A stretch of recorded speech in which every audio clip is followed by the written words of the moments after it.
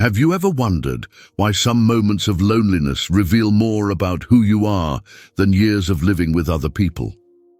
Viktor Frankl found that the ability to observe from the outside as a spectator of his own life can be the key to the true self-discovery, especially in middle age, when masks begin to grief and the soul asks for authenticity.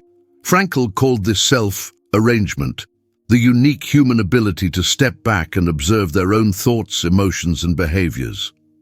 Not as an escape from oneself, but as a return to the real center of existence. This is why he believed that this capacity becomes essential after 40, when life requires less performance and depth. But what does it mean in practice to observe from the outside? And how can this perspective transform the way we live the second half of life? Today, we will explore Frankl techniques that can help us develop this objective view of ourselves and, through it, reconnect with the values that really matter. Because, as he said, it is not enough to live. One must know what one lives. You have already had that strange feeling of seeing yourself acting and at the same time asking yourself, why am I doing this? Viktor Frankl understood that this ability to observe is one of the most powerful and less exploited characteristics of the human condition. He called this self-control, the ability to create a psychological distance between who you are and what you do, between your essence and your reactions. Frankl discovered this technique brutally. In the concentration camps, he realized that the prisoners who could observe themselves from the outside, seeing their reactions, their fears, their behaviors as if they were from someone else, were more likely to preserve their inner dignity. They did not completely identify with suffering. There was always a part of them observing, analyzing, maintaining the perspective. In midlife, this ability becomes even more relevant. Why? Because it is at this stage that many of the external structures that defined us begin to weaken. Careers stabilize or change their way. Relationships become. The body changes. And it is at this time of instability that the ability to observe objectively can be the difference between a destructive crisis and a conscious transformation. Frankl explained that self-completion allows us to see our automatic standards, those reactions we have for decades, the fears we have been carrying from youth, the ways of thinking we inherit but never question. When we can see each other this way, something interesting happens. We create space. Space between stimulus and response, between emotion and action, between who we were and who we can be. Imagine that you are annoyed in traffic. Usually, you just feel irritation and react, shouts, horns, stresses.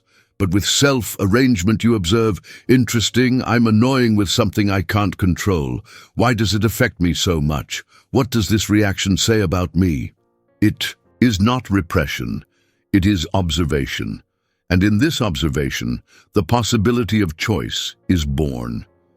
This ability to see out is not emotional coldness. It is wisdom. It is the difference between being dragged by circumstances and navigating consciously through them. Frankl believed that this ability is especially valuable in midlife because it is when we finally have enough experience to recognize our standards and enough maturity to change them.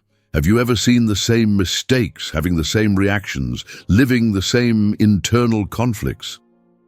Self-detention is the first step in breaking these cycles. It is looking at yourself with the curiosity of a scientist and the compassion of a friend. But how to develop this capacity? How to learn to observe yourself without judging yourself? Frankl has developed specific techniques that anyone can practice. And that's what we're going to talk about now. Frankl's first technique for developing self-arrangement is what he called neutral observation. It is a seemingly simple but deeply transforming exercise. During the day, at random times, stop and ask yourself, what am I feeling now? What am I thinking? How is my body reacting? But here is the secret. Observe without judging. It's not, I'm thinking silly, or I shouldn't be feeling it. It's simply, I'm thinking X, or I'm feeling Y. Frankl found that our biggest obstacle to self-knowledge is not the lack of introspection, but the tendency to judge what we find within us. When we observe with judgment, our mind automatically closes, hides, distorts. But when we observe with scientific neutrality, as a researcher studying an interesting phenomenon, our psyche opens and reveals patterns that were once invisible. The second technique is the conscious internal dialogue. Frankl realized that we all have a constant internal dialogue, but we rarely pay attention to it. He suggested that we periodically stop listening to this conversation that happens in our head. What voice is talking? Is it the voice of fear, of ambition, of critics, of wisdom? When we begin to identify these different voices, we realize that we are not one thing. We are a complex symphony of different aspects, and we can choose which voice to follow. In midlife, this technique is especially powerful because it is when different parts of us begin to speak louder. The part that wants security versus the part that wants adventure. The part that wants approval versus the part that wants authenticity. The part that wants to keep everything the same versus the part that knows it's time to change. Self-detention allows us to hear this internal choir without being dominated by any particular voice. Frankl's third technique is the exercise of the temporal perspective. He suggested that when we were facing difficulties or making an important decision, we imagined how we would see that situation in 5, 10, or 20 years. What advice would we give to ourselves? How would that problem look like time? This technique creates distance, not only psychological but temporal, helping us to see our current concerns in perspective. Frankl also developed what he called the technique of the wise counselor. When he faced a difficult decision or was confused about something, he imagined he was an experienced and wise advisor watching his own life. What perspective would this counselor be? What questions would you ask? What guidance would you give? This technique allows us to access our own wisdom without the emotional weight of the present moment. But perhaps Frankl's most powerful technique is values questioning. He believed that many of our mid-age sufferings come from the fact that we are living for the wrong values. Not morally wrong values, but values that are not truly ours. Values we absorb from family, society, culture, but never question. Self-acting allows us to look at our lives and ask, I'm living for my values or the values of others? What really matters to me? If I had only 5 years of life, how would I like to live them? These techniques are not intellectual exercises. These are practical tools to develop one of the most important abilities of human being, the ability to be the protagonist of life itself, not just an actor following a script that others have written. Have you been living in the automatic, reacting to situations always in the same way, as if you were a prisoner of the standards themselves? Frankl noted that this is one of the most common traps in adulthood. We arrived at 40 with a collection of mental and emotional habits that worked in the past, but may no longer serve who we are becoming. Self-arrest breaks this invisible imprisonment. When we can observe ourselves objectively, we realize something revolutionary. We are not our thoughts. We are not our emotions. We are not our behaviors. We are the one who chooses how to respond to these thoughts, emotions, and impulses. Frankl told the story of a patient who arrived at the desperate office because he couldn't stop feeling anxious. "Dr. Anxiety is destroying me," he said. Frankl helped him reformulate. "I'm noting that anxiety is present. It is interesting how it manifests itself in my body, in my thoughts. I will study this phenomenon with curiosity." This change of perspective from "I am anxious" to "I'm watching anxiety," created space for man to deal with the situation completely differently. This is the magic of self-arrangement. He takes us from the position of victim from our own internal states and puts us in the position of conscious observer. And a conscious observer always has more options than someone who is completely identified with what he is feeling. In mid-aged, this becomes especially important because it is when many of our old strategies to deal with life begin to show their limitations. That way of working that worked at 30 may not work anymore at 45. That way to relate that it seemed natural in youth may be causing problems now. Self-detention allows us to see these patterns clearly and make conscious adjustments. Frankl also realized that self-detention naturally develops self-pity. When we observe our defects, fears, and limitations of an external perspective, we tend to have more compassion with us.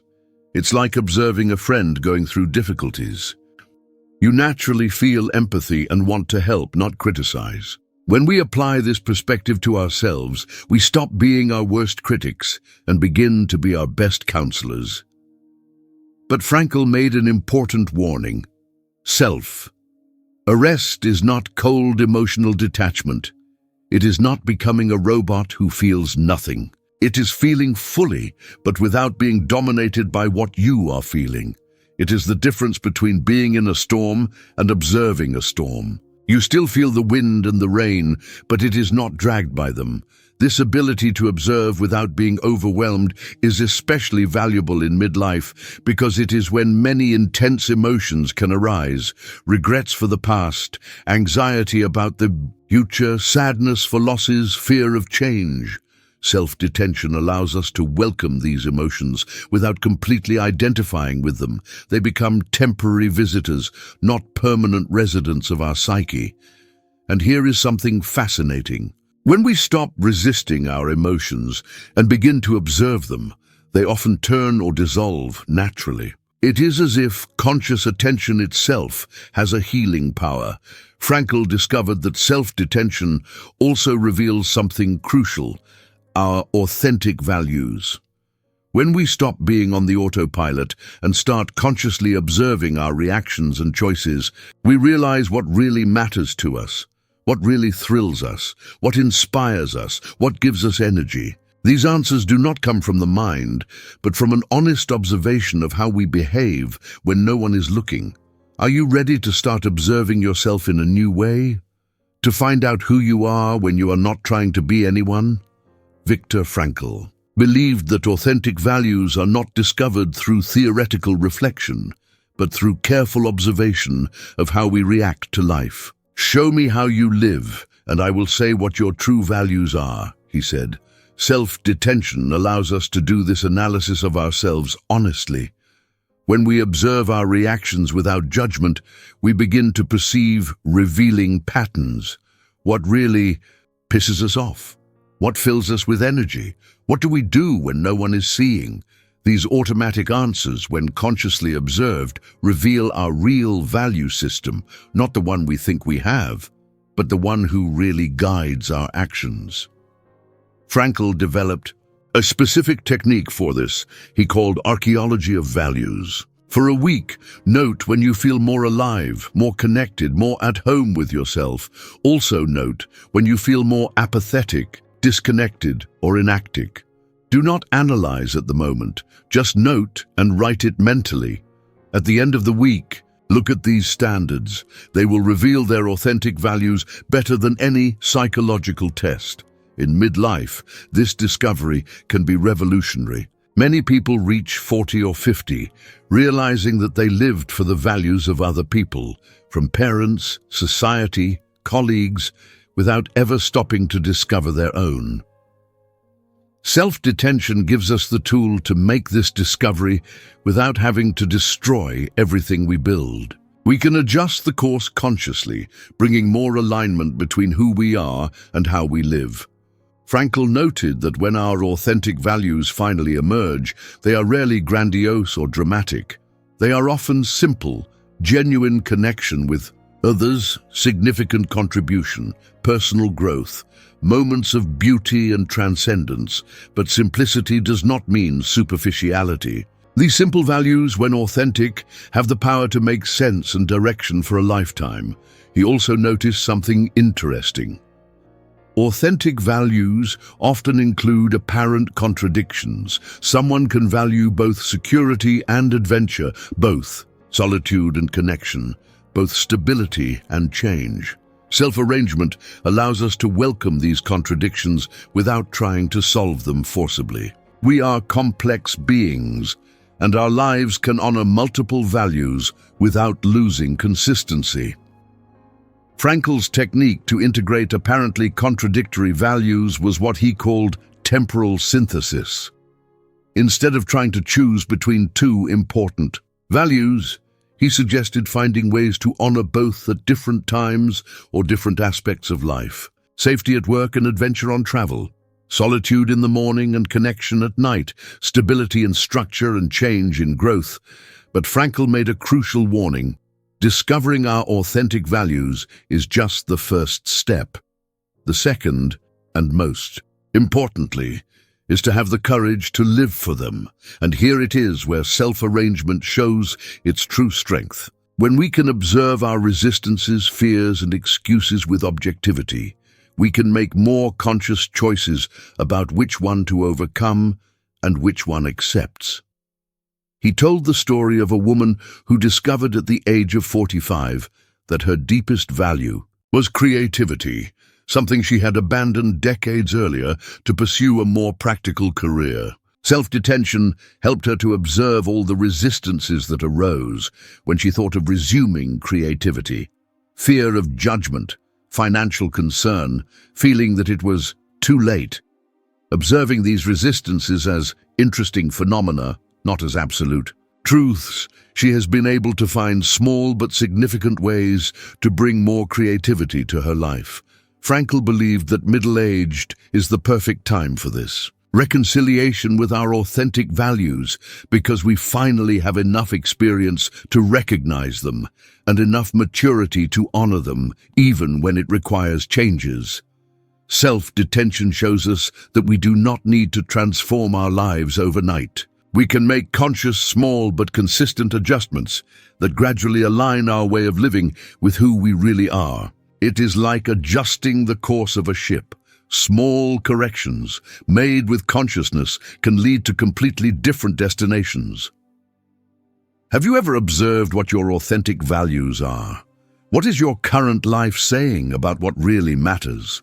To you, one of Frankl's most amazing findings about self-arrangement was that he naturally develops what he called existential courage. The ability to make difficult choices based on what is significant, not what is easy or safe.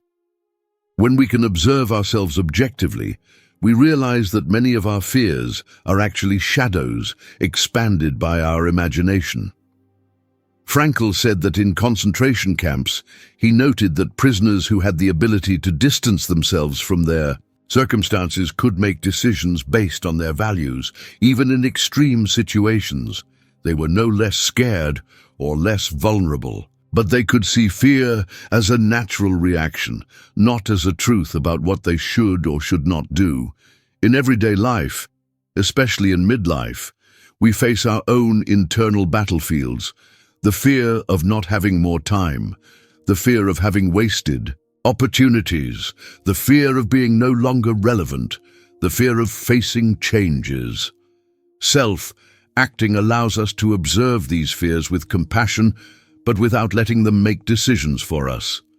He developed a specific technique for this he called dialogue with fear. When a fear arose, instead of running away from him or being dominated by him, Frankl suggested that we talk to him how we would talk to a scared child. "Hello, fear. I see that you are there. What exactly are you trying to protect me?" We often find that our fears have positive intentions to protect us from possible pain or loss, but their methods are often obsolete based on past experiences that may not be relevant to our current situation. Self-detention allows us to honor the protective intention of fear without necessarily following their instructions. It's like having an overly cautious bodyguard. You can thank you for your concern without letting it control where you go. Frankl noted that in mid-aged, this becomes especially important because it is when many of our primitive fears of abandonment, inadequacy, of irrelevance, can be reactivated by the natural changes of this phase of life. Self-detention allows us to see these fears as ancient visitors, not as prophets of the future. A particularly powerful technique Frankl developed was the conscious death exercise. It was not morbid, but deeply enlightening. He suggested that we periodically imagined that we had just another year of life. What would we do different? What would we leave aside? Who would we spend time with? What would we focus on our energy? This exercise quickly reveals our authentic values and gives us the courage to make choices more aligned with them. He realized that when we really internalize our mortality, not as a threat, but as a reality that gives urgency and meaning to our choices, many of the daily fears lose their strength. The fear of judgment of others becomes less important when we remember that we are all here temporarily. The fear of failing becomes less paralyzing when we realize that not trying is a guaranteed flaw. Frankl also noted that self-detention reveals something fascinating about our relationships. When we observe our interactions objectively, we realize how many times we are representing papers instead of being authentic. How many times do we say, "What do we think others want to hear?" How many times do we suppress our truth to maintain superficial harmony? In midlife, this tendency to relational performance often becomes unsustainable. We no longer have energy to maintain heavy masks. Self-detention allows us to observe where we are being inventing in relationships and making gradual adjustments toward more honesty and real vulnerability. This does not mean becoming insensitive or selfish. It means stopping our authenticity in the name of a harmony that is often more illusory than real. Frankl found that mutual authenticity-based relationships are more resilient and nutritious than those based on mutual performance. He suggested a simple but revealing exercise. After important interactions, ask, "I was myself in this conversation. What I suppressed, what do I exaggerate, what did I pretend?" Not to judge, but to understand their relational patterns and make more conscious choices in the future. Self-detention also reveals how often we sabotage our own happiness for obsolete mental habits. How many times do we stop enjoying a good time because we are concerned about problems that can never happen? How many times do we turn small setbacks into great dramas? When we observe these patterns objectively, we can start choosing more proportional and constructive answers. Frankl believed that midlife offers a unique opportunity for this conscious reprogramming because we finally have enough data about ourselves to recognize our standards and mature enough to change them. Are you ready to observe your own standards with this compassionate honesty? To become the curious scientist of your own experience, perhaps one of the most transforming applications of self-detention is in the way we deal with what Frankl called inevitable suffering versus optional suffering. He noted that we all face losses, disappointments, and limitations. This is part of the human condition, but we multiply this natural suffering through our resistance, interpretations, and mental dramas. Self-detention allows us to distinguish between these two types of suffering. When we observe our pain objectively, we often realize that part of it is genuine, the natural sadness of a loss, for example, and part is artificial, the story we tell about what this loss means about us or the future. Frankl told the story of a man who lost his job at age 50. The inevitable suffering was temporary financial insecurity and natural disappointment. Optional suffering was the stories he told. "I'm a failure, I will never find another job, my life is over." Self-detention helped him separate the facts from interpretations, dealing with practical challenges without being dominated by destructive narratives. In mid-aged, this becomes especially relevant because it is when we face more natural losses, changes in the body, death of dear people, children who leave home, careers who come to plateau. Self-detention allows us to honor the genuine sadness of these losses without multiplying it through apocalyptic interpretations of what they mean.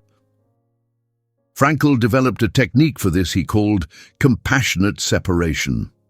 When he faced a difficulty, he suggested 3 questions. What is really happening here?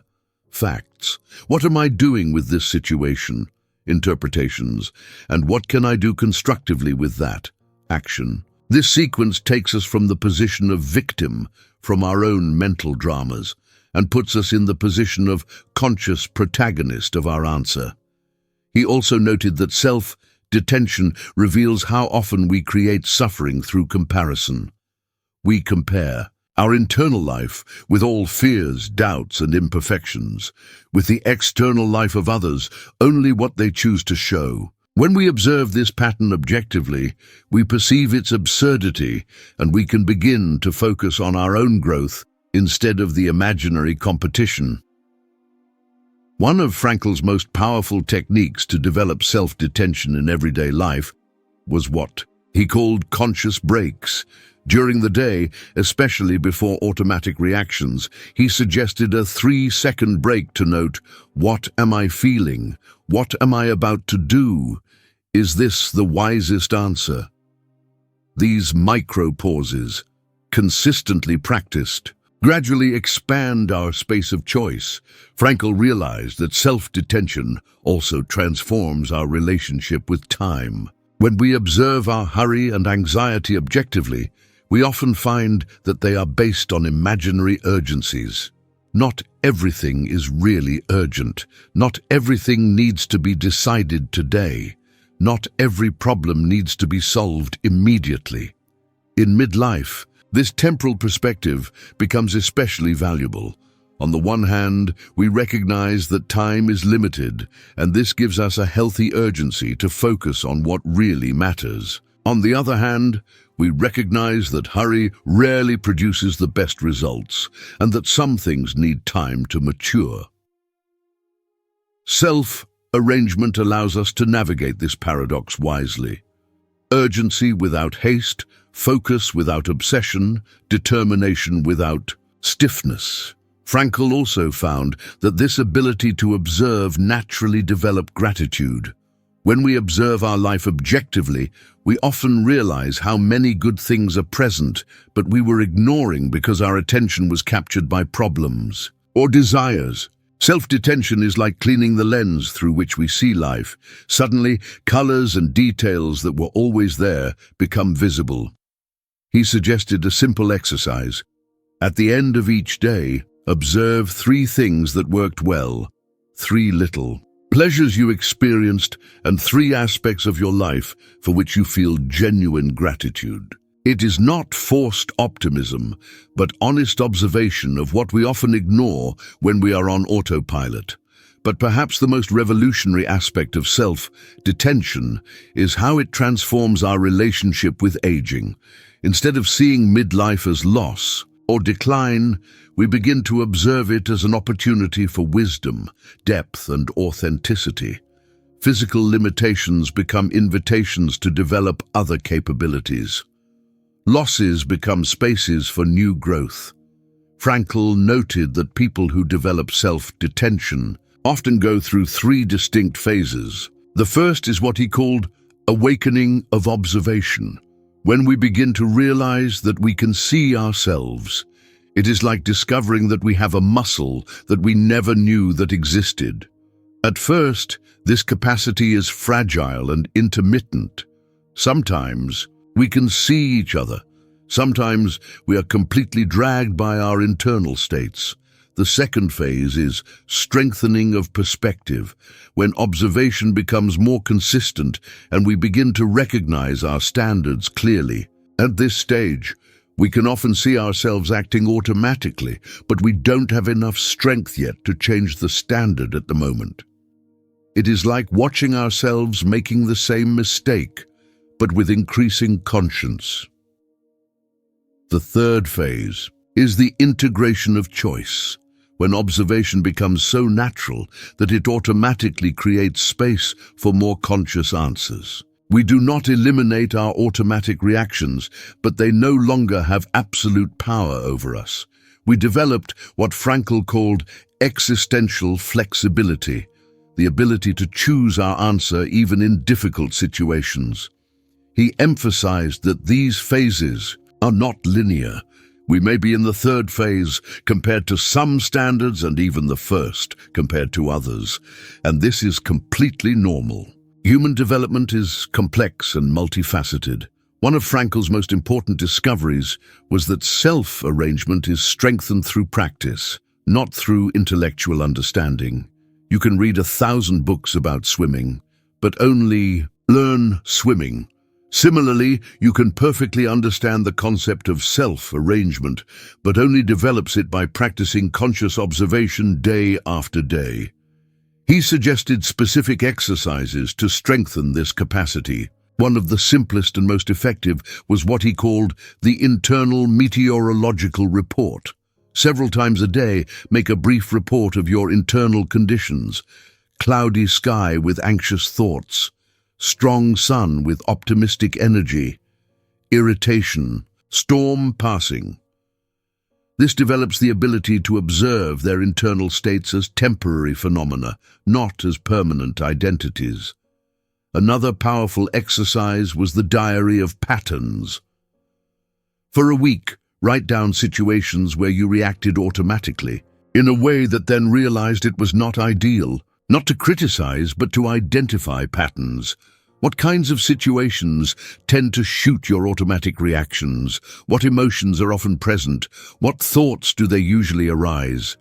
This objective analysis of the standards themselves is the first step in creating conscious alternatives. Frankl also developed specific techniques for times of crisis or intense stress. He called it emergency self-arrangement.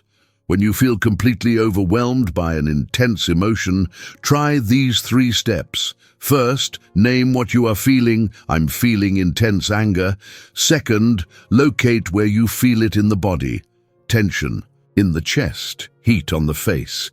Constantly breathe 3 times while observing these sensations as a curious scientist. This technique does not eliminate emotion, but creates a small space of consciousness in its midst. And often, this small space is enough to choose a wiser answer.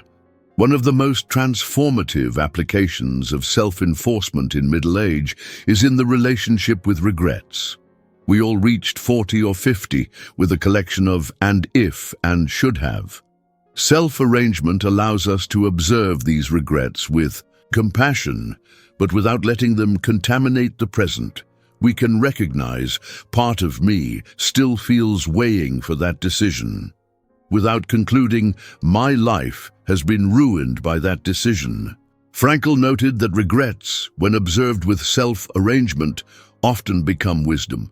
They show us our authentic values, we repent when we act against them, and teach us about the consequences of our choices. But they can only play this educational role if we observe them objectively, not if we are dominated by them. He suggested a specific exercise to turn regrets into wisdom. Choose a significant regret and write 3 things that he learned from that experience, 2 ways he made him wiser, and a way he can use this wisdom in the future. This transforms a passive experience of regret into an active growth process. Self-detention also reveals something fascinating about our intimate relationships. When we observe our objectively relational dynamics, we realize how many of our conflicts are really conflicts between different parts of ourselves, designed in others. The part that wants security versus the part that wants growth. The part that wants independence versus the part that wants connection. When we begin to recognize and integrate these conflicting parts in ourselves, our relationships become less reactionary and more conscious. We stop expecting the other to solve our internal contradictions and begin to take responsibility for our own complexity. Frankl believed that mature relationships are those where two whole people meet, not where two halves try to complete themselves. Self-arrest is essential to this wholeness because it allows us to see and integrate all parts of ourselves, not just those we consider acceptable. As you develop self-arrangement, you may notice that some people in your life feel uncomfortable with their growing authenticity. This is normal, and according to Frankl, necessary. Relationships based on fixed roles and rigid expectations naturally turn when one of people begins to live with more awareness. Some deepen, others naturally undo, and new are based on more mutual authenticity. The important thing is not to use self-arrangement as an excuse for coldness or emotional loose. Frankl emphasized that becoming more conscious should become more capable of genuine love, no less. When we are no longer dominated by our own automatic reactions, we have more ability to be present with others. There is also a spiritual dimension in the self, completion that Frankl considered fundamental. When we develop the ability to observe our thoughts and emotions, we naturally begin to ask, who is watching? There is something in us that is beyond thoughts, emotions, and sensations, a deeper consciousness that remains stable even when everything else is changing. Frankl was not religious in the traditional sense, but recognized that this discovery of observing consciousness often leads to experiences that people describe as spiritual, not necessarily linked to a specific religion, but to a sense of connection with something larger than the individual ego. In midlife, this spiritual dimension of self-arrangement can be especially significant. This is when many people begin to wonder about the deepest meaning of life, about their legacy, their connection with something transcendent. Self-detention offers a practical way to explore these issues without dogma or external imposition. Frankl noted that people who develop self-detention often experience what he called active peace, not the peace of the absence of challenges, but the peace that comes from knowing that they can consciously respond to any challenge that arises. It's the confidence that comes from knowing its own abilities of observation, choice, and response. This active peace is especially valuable in middle age because it is when we face inevitable changes in the body, in relationships, responsibilities, perspectives. Self-detention allows us to navigate these changes with grace, seeing them as opportunities to practice awareness rather than only obstacles to be overcome. When Frankl reflected on what made a significant life, he always returned to the ability to make conscious choices based on authentic values. Self-arrest is the tool that makes these choices possible. Without him, we are prisoners of our past conditions. With it, we become architects, aware of our future. He believed that developing this ability is perhaps the most important task in human life, not because it makes us perfect or eliminates our problems, but because it makes us more fully human. It allows us to live with the dignity that comes from knowing that regardless of external circumstances, we always have the freedom to choose our answer. As you implement these practices in your own life, remember Frankl's words. Everything can be taken from a man except one thing, the last of human freedoms, the ability to choose his attitude in any set of circumstances. Self-detention is the key to this fundamental freedom. Are you ready to start this conscious discovery journey?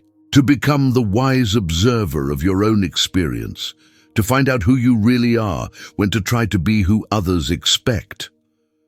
Life in middle age offers a unique opportunity for this transformation. You have enough experience to recognize your standards, and sufficient wisdom to change them. There is less to prove and more to discover. It has less time to waste with inventivity and more motivation to live with purpose. Self-arrest is not just a psychological technique. It is an invitation to live with greater awareness, compassion, and courage. It is the difference between being led by life and navigating consciously through it, between being a victim of their own standards and being the author of their choices. Viktor Frankl has shown us that this capacity is available to all of us, no matter your age, circumstances, or your past. What matters is your willingness to observe, learn, and consciously choose. If these words arouse something to you, a curiosity, hope, a determination, then maybe it's time to start. No tomorrow, not when the conditions are perfect, but now. With the next thought you observe, with the next emotion you feel, with the next choice you make, your conscious life is waiting for you. And she can start with a simple question: what am I watching in myself now? From this observation, everything becomes possible. If this exploitation of self-detention and self-discovery has resonated with you, share it with others who are also sailing this middle-aged journey. Sometimes it is by sharing these ideas that we create mutual growth communities and conscious support. And if you would like to keep exploring these questions more deeply, the comments are open as a space for reflections, questions, and shares.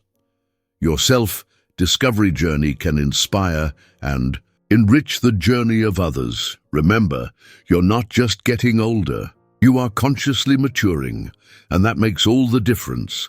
The silent revolution of self-arrangement. Viktor Frankl predicted that self-detention would be one of the most important capabilities for humanity in the 21st century. He was right. We live in a time of informational overload, constant pressures, and infinite distractions. The ability to consciously observe is no longer a psychological luxury. It is a need for emotional survival. In midlife, this capacity becomes even more crucial. This is when many of the external structures that supported us begin to transform. The children grow up and leave home. Careers reach plateaus or change direction. The body begins to show signs of wear. Parents grow old and eventually depart. In this context of inevitable changes, those who have not developed self-arrangement can feel completely lost. But those who have cultivated this ability to discover something surprising, external changes, when consciously observed, become opportunities for internal growth. The house empty when children leave can become a space to rediscover who you are beyond the role of father or mother. Career change can be a chance to align work with authentic values. Physical limitations can be invitations to develop other dimensions of human experience. Frankl noted that people with self-developed self-arrangement often report that their most significant years came after 40, not because they had fewer problems, but because they had more wisdom to turn problems into growth opportunities. The personal laboratory of consciousness. One of the most powerful practices that Frankl developed was to treat his own life as a laboratory of consciousness. Each experience becomes an opportunity to observe, learn, and expand the ability to choose conscious. Each automatic reaction becomes valuable data on patterns that can be transformed. Every moment of suffering becomes a chance to practice the distinction between inevitable pain and optional suffering. This perspective radically transforms our relationship with difficulties. Instead of asking, "Why is this happening to me?" we started asking, "What can I learn from it?" And "How can I use this experience to become more conscious?" It is not toxic optimism or negation of real pain. It is a scientific attitude applied to personal life. Frankl suggested maintaining what he called the diary of consciousness. Not a common diary where you write events, but a record of moments where he managed to consciously observe himself, where he recognized an automatic pattern, where he made a different choice than usual. These records, periodically revised, show real progress in the development of consciousness. He also recommended what he called meetings with himself, regular, daily, weekly, or monthly moments where you sit with yourself as if you were an experienced mentor talking to a dedicated apprentice. How have you behaved lately? What patterns have you noticed? Where have you reacted automatically? What values have you honored or neglected? What adjustments would you like to make? These practices may seem self-centered, but Frankl discovered the opposite. People who develop greater awareness of themselves often become more present and available to others. When we are not being dragged by our own automatic reactions, we have more ability to listen genuinely, to respond wisely, to contribute constructively. The social dimension of self, arrangement, a frequently neglected aspect of self, detention, is how it transforms our ability to contribute to the world. Frankl noted that people who develop this capacity naturally become what he called agents of consciousness in their environments, not preaching or teaching explicitly, but modeling a different way of being in the world. At work, they are those that remain calm in seizures, who ask reflective questions rather than emotional reactions, that can see multiple perspectives in conflict. In a family, they are those that break generational cycles of reactivity, which respond to wisdom provocations rather than more provocation, which create safe spaces so that others can be authentic as well. In midlife, this ability to be an agent of consciousness becomes especially significant. This is when many people take leadership roles, whether at work, family, or community. The difference between leading from automatic reactivity and leading from developed consciousness is the difference between perpetuating dysfunctional patterns and creating transformation possibilities. Frankl told the story of an executive who developed self-arrangement after a 45-year-old burnout. When he returned to work, his way of leading was completely different. Instead of reacting to pressure with more pressure, he observed the dynamics and responded to reduce systemic stress. Instead of making anxiety-based decisions, he paused to consider the broader implications. His team, not understanding exactly what had changed, reported feeling safer and more creative. Self, acting, and legacy. One of the questions that most often arise in midlife is, what legacy do I want to leave? Self-arrest offers a unique perspective on this issue. When we observe our lives objectively, we realize that our legacy is not only in what we do or achieve, but in the way we do and the conscience we bring to our actions. Frankl believed that a person who lives consciously leaves waves of impact that spread far beyond what he can see. Each genuine interaction, every conscious response, every time of authentic presence contributes to raising collective consciousness. Not in a grand or dramatic way, but subtly and persistently. This is especially relevant in middle age because that is when many people start wondering if their lives have been meaning.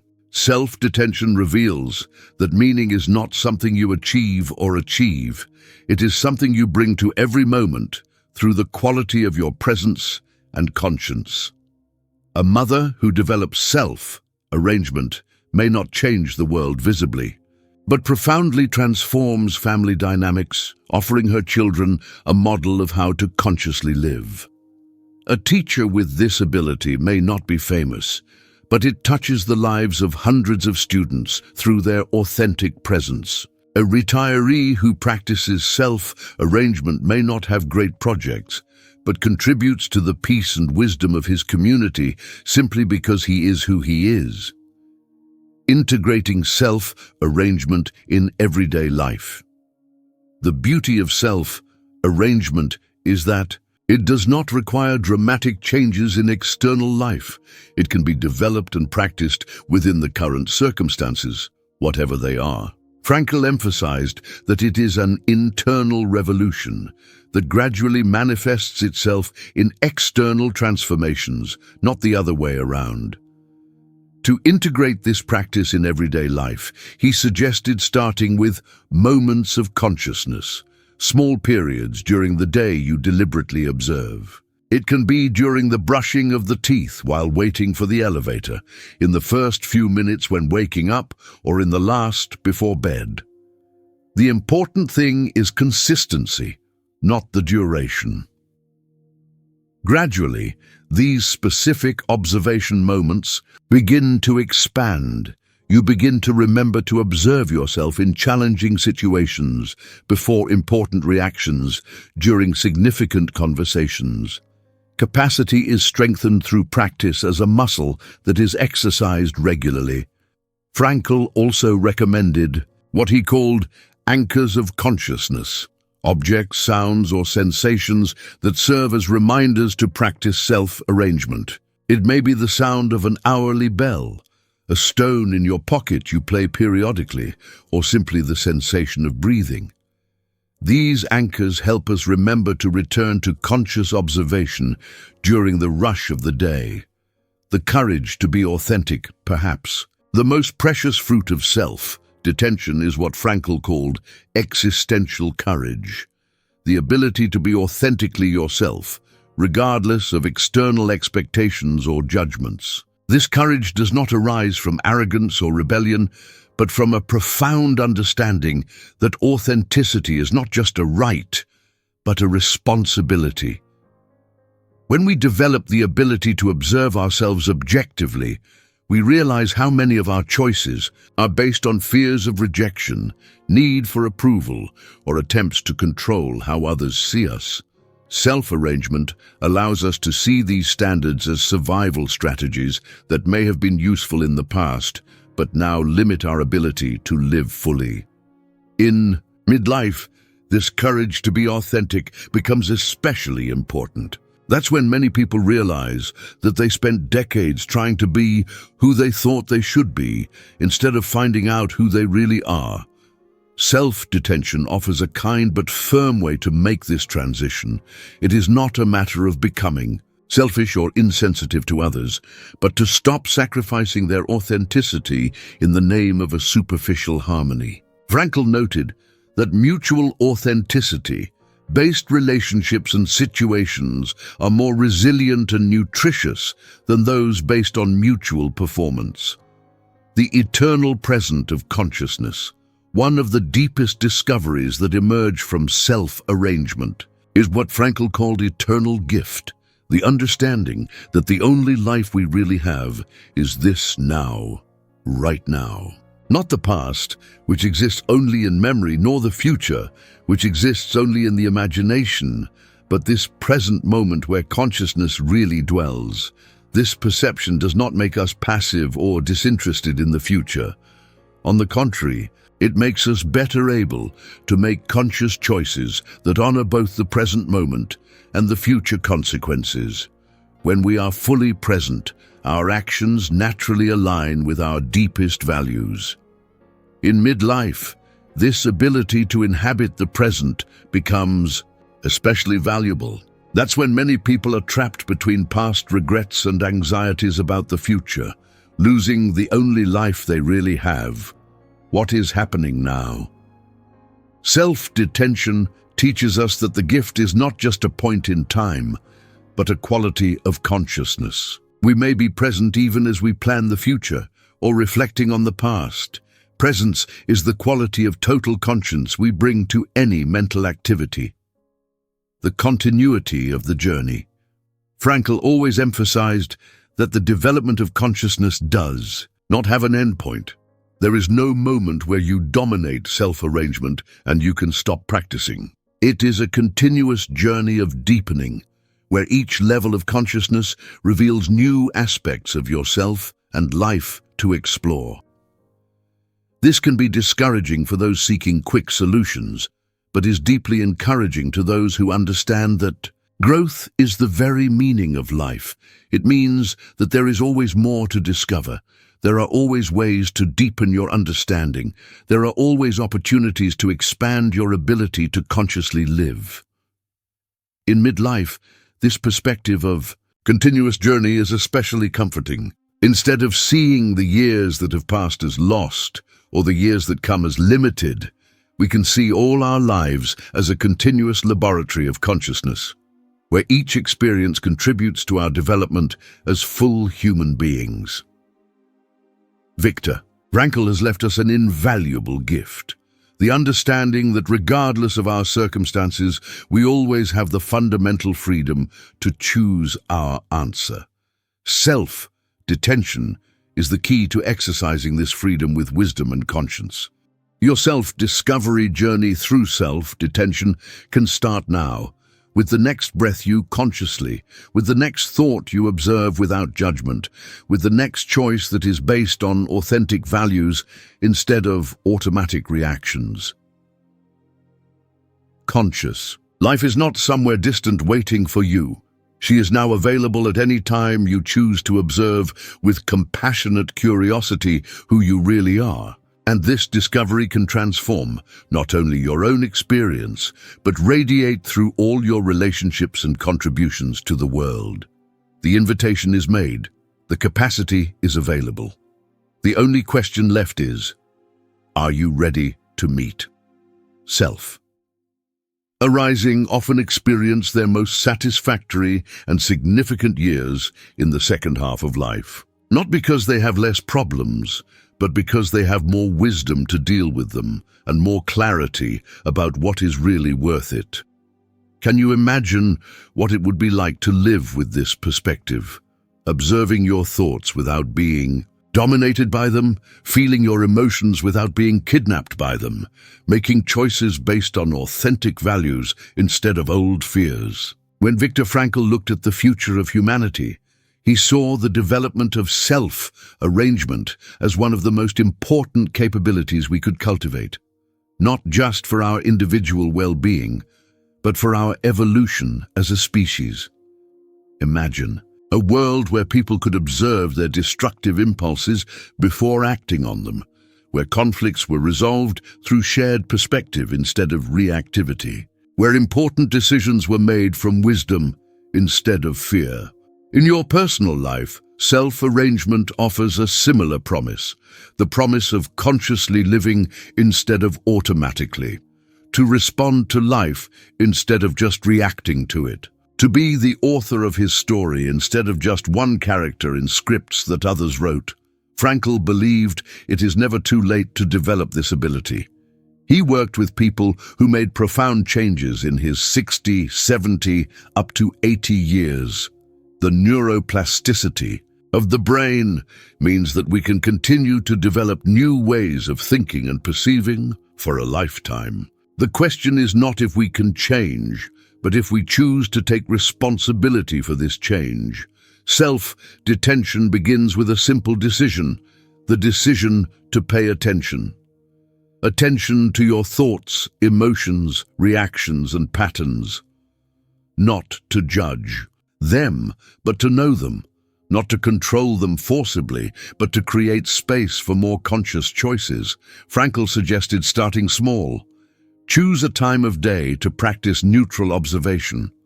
It can be during the first cup of coffee, or in traffic, or before bed. During this moment, just note, what am I thinking now? What am I feeling? How is my body? What energy am I experimenting? Do this without trying to change anything, just watching with scientific curiosity. Gradually, this observation capacity will begin to expand to other moments of the day. You will begin to realize your automatic standards before you are completely dominated by them. It will create small spaces of choice where there was only reaction before, and in these spaces, your true life will begin to emerge. Frankl noted that people who develop